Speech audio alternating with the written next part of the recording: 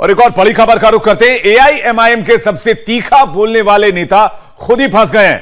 ओवैसी पर एफआईआर हो गई है और ओवैसी ने एफआईआर का वो पन्ना खुद ही सोशल मीडिया पर चिपका दिया। अपने खिलाफ दर्ज हुई एफआईआर पर ओवैसी भड़क गए हैं। उन्होंने अपने सोशल मीडिया हैंडल के जरिए केंद्र सरकार और दिल्ली पुलिस पर सीधा निशाना साधा है। लेकिन जिस तरह से ओवैसी बढ़ रहे हैं, लगता यही है कि बैरिस्टर भाईजान फंस गए हैं। 75 साल में भारत के मुसलमानों से इंसाफ हुआ या नहीं हुआ? आज उत्तर प्रदेश में मुसलमानों पर जुल्म होता है। बीजेपी और संघ परिवार मिलकर भारत के मुसलमानों के खिलाफ एक ऐलान जंग कर चुके हैं। औरंगाबाद, लातूर, भिवंडी या फिर मांगरोल, शहरों के नाम भले बदल जाएं, लेकिन बैरिस्टर साहब के बोल नहीं बदलते। ये जो बच्चे आज के हैं, कल वो अपनी हर रैली में हेट स्पीच, ना देख सके।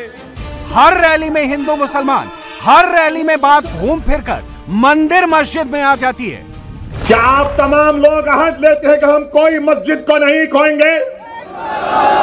क्या आप अहद लेते हैं कि अब हम कोई मस्जिद को नहीं खोएंगे? अगर अहद लेते हैं तो हाथ उठाकर कहिए नारे तकबीर, नारे तकबीर। इनको पैगाम मिलना चाहिए, मस्जिद को अब हम नहीं खोएंगे। ऐसी ही तकरीरों की वजह से बैरिस्टर ओवैसी पर गिरफ्तारी की तलवार लटकने लगी है। दिल्ली पुलिस ने ओवैसी के खिलाफ एफआईआर दर्ज कर ली है।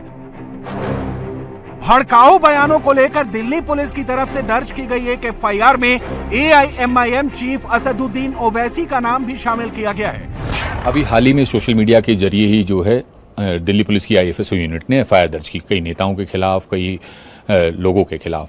पूरा मामला क्या है?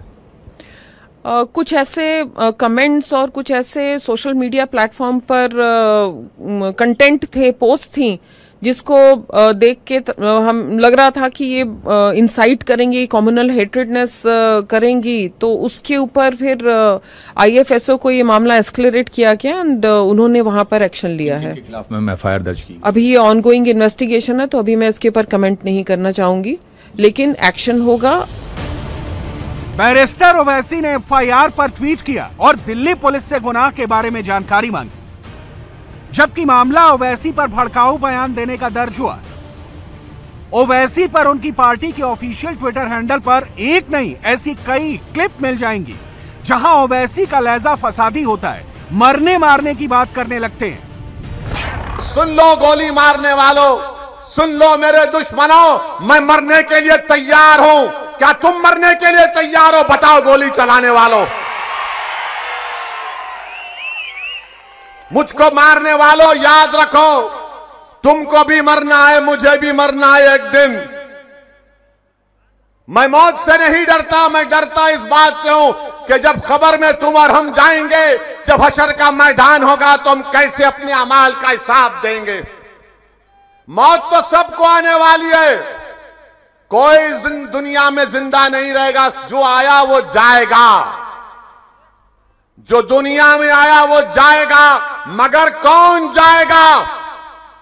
सबको जब जाना है, तो जब दुनिया में चंद दिन की मोहलत अल्लाह ने मुझे और आपको दी है, तो हमको सच्चाई को सामने लाने का काम करना है। हमको बातिल को शिकस्त देना है, हक को कामयाब करना है। हमको मजलूमों से इंसाफ करना है, जालिम के जुल्म को रोकना है। मैं हरगिज इस बात को नहीं मानता कि जुल्म को सहा जाए, जुल्म को सहना भी जुल्म है। याद रखो मेरी इस बात को, जुल्म को सहना भी जुल्म है। अगर कोई कहता है कि जुल्म को सहो, मैं कहूंगा नहीं सहूंगा मैं। कोई कहेगा अगर तुम्हारे कोई गाल पर थप्पड़ मारे तो दूसरा गाल पेश कर दो, मैं कहूंगा नहीं, तुमने अगर थप्पड़ मारा तो गफलत से मारा, दूसरा मारने के लिए हाथ उठाओगे तो पंजा पकड़ लूंगा दबा के, याद रखो।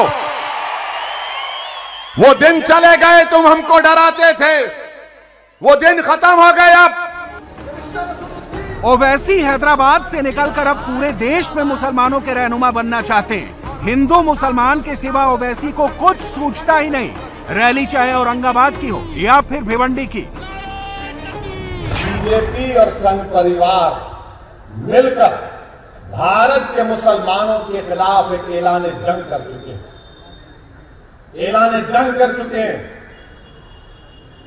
और हमारी हर तहजीब की हर निशानी को मिटाना चाहते हैं, हर चीज को मिटा देना चाहते हैं। हलाल गोश्त देश के लिए खतरा, हिजाब देश के लिए खतरा, दाढ़ी देश के लिए खतरा, टोपी देश के लिए खतरा, मस्जिदें देश के लिए खतरा, मस्जिद की मीनारें देश के लिए खतरा, मस्जिद की अज़ान की आवाज देश के लिए खतरा, सब चीज खतरा है देश के लिए। और इस बात में आप देख लो, जब ये बातें हो रही हैं तो क्या कांग्रेस कुछ बोलती, क्या राष्ट्रवादी कुछ बोलती है, क्या शिवसेना कुछ बोलती है, क्या समाजवादी कुछ बोलती है, क्या आम आदमी पार्टी कुछ बोलती है? कोई अपने आप को सेकुलर पार्टी बोलने वाले कुछ नहीं बोलेंगे। हलाल पे गोश्त पे नहीं बोलेंगे, हिजाब पे नहीं बोलेंगे, अज़ान पे नहीं बोलेंगे, ज्ञानवापी मस्जिद को छीनने की बात पर नहीं बोलेंगे। क्यों नहीं बोलेंगे? मुसलमान को डराओ, वो तो हमारा खैदी है, और हम ज्यादा बोलेंगे तो हमारा हिंदू वोट हमको नहीं मिलेगा। देश का चाहे हिंदू हो या फिर मुसलमान, बाबरी मस्जिद से वो कब का निकल चुका है। सुप्रीम कोर्ट के फैसले का हिंदू और मुसलमान दोनों ने स्वागत किया था, लेकिन ओवैसी की सुई अभी भी बाबरी मस्जिद पर ही टिकी है। मैं नौजवानों से कह रहा हूं, जो आज 20-22 साल के नौजवान हैं, मैं तुमको कह रहा हूं नौजवानों, बाबरी मस्जिद को याद रखो। बाबरी मस्जिद को हमसे छीन लिया गया, उसी तरीके से कोशिशें की जा रही हैं कि ज्ञानवापी को भी छीन लिया जाए, मथुरा की ईदगाह को भी छीन लिया जाए, लखनऊ की टीली वाली मस्जिद को छीन लिया जाए, मुंबई की हाजी अली दरगाह, ख्वाजा अजमेरी का आस्थाना, ये सब हो रहा है।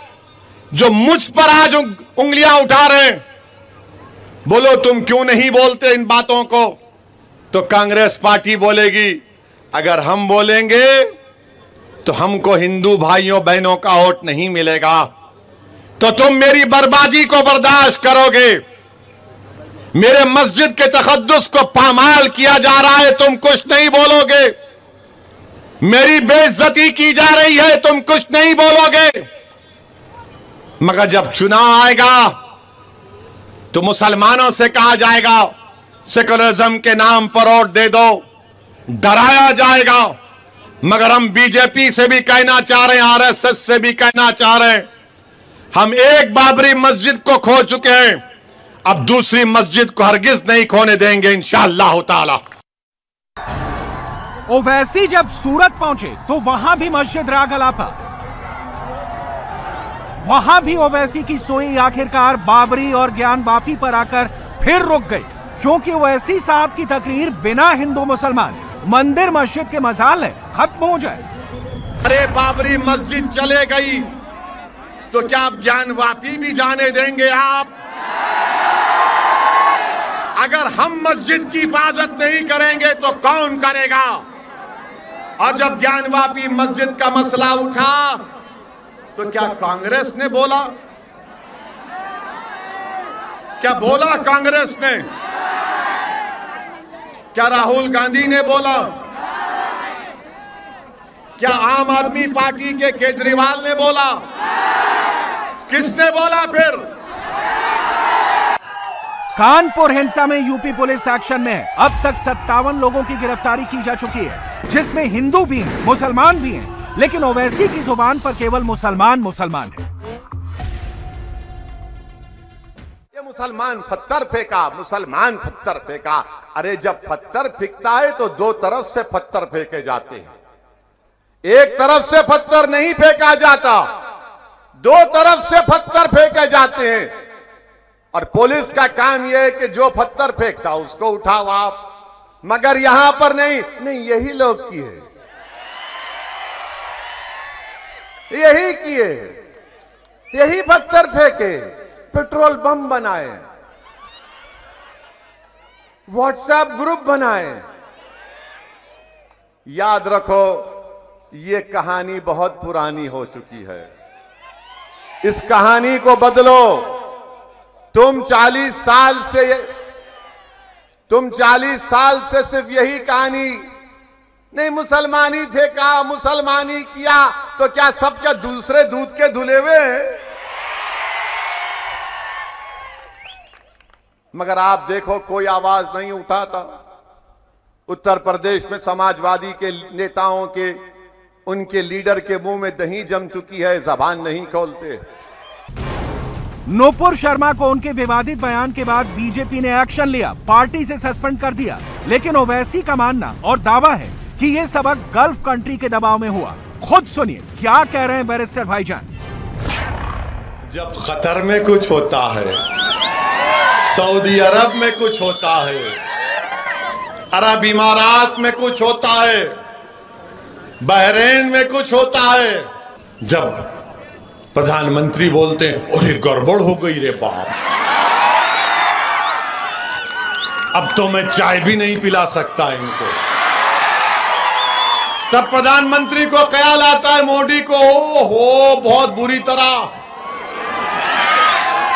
आपको मालूम 50% ऑयल वहां से आता, 40% गैस कतर से आती। मतलब कौन लोग बोल रहा आपको? आपको मालूम कि भारत का 55% फॉरेन रेमिटेंस यहां से आता, यहां से आता। 8 मिलियन लोग यानी 80 लाख लोग भारत के वहां काम कर रहे हैं। देश के प्रधानमंत्री कभी सोचो आप, अगर उनको कुछ हो जाएगा वहां के मुल्क में, वहां पर उनकी जान और माल को खतरा पैदा हो जाएगा तो क्या? दिल्ली पुलिस की एफसो यूनिट अब भड़काऊ बयानों को लेकर एक्शन पर है। ऐसे नेताओं के सोशल मीडिया अकाउंट पर नजर रखी जा रही है जो हेट स्पीच मामलों के उस्ताद हैं। 31 नेताओं पर एफआईआर दर्ज हो चुकी है। बैरिस्टर ओवैसी का नाम भी उस लिस्ट में है। इंडिया टीवी हर वक्त हर जगह डाउनलोड करने के लिए सर्च करें India TV news Google play store या ऐप स्टोर पर।